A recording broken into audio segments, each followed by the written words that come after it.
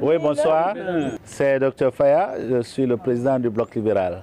Il y a encore des inquiétudes et nous allons profiter de l'occasion pour encore envoyer un mot en direction du gouvernement. Nous avons eu l'opportunité de faire le tour de la Guinée en 2022. Nous avons donc touché du doigt la réalité des contractuels à l'intérieur. Nous avons visité des écoles, des collèges où il n'y avait pas un seul titulaire, tous des contractuels. Si nous voulons sauver l'année scolaire 2023-2024, il faut prendre à bras le corps la situation des contractuels. On sait aujourd'hui qu'ils sont très nombreux. Il faut commencer par faire la situation. Combien sont-ils?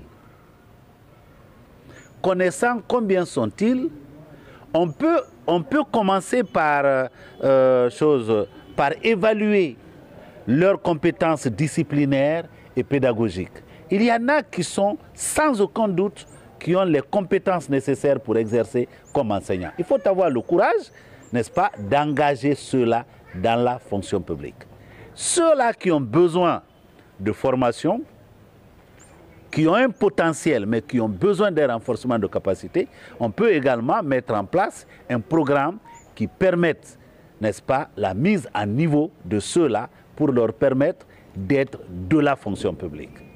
Maintenant, si on trouve qu'il y a des enseignants parmi les contractuels qui n'ont aucun niveau, une négociation peut être engagée avec ceux-là, permettant de leur offrir une formation pour aller dans d'autres directions. Parce que l'enjeu principal pour le Bloc libéral, c'est la qualité des hommes et des femmes que nous mettons devant nos enfants. Nous sommes en train aujourd'hui de vivre, n'est-ce pas, une rigueur aux examens nationaux. C'est bien beau. Mais qu'on ne se limite pas simplement à dire les enfants n'ont pas bien travaillé, c'est pourquoi ils n'ont pas eu le certificat d'entrée en 7e, ils n'ont pas eu le brevet, ils n'ont pas eu le baccalauréat. Quel enseignant avons-nous mis devant eux? Quelle bibliothèque avons-nous mise dans leurs écoles?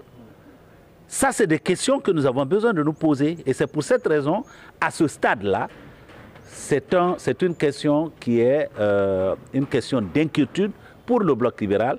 Et c'est pour cette raison que nous invitons le gouvernement à prendre à bras le corps, n'est-ce pas, la négociation concernant les contractuels. C'est un des sujets les plus préoccupants au niveau international aujourd'hui.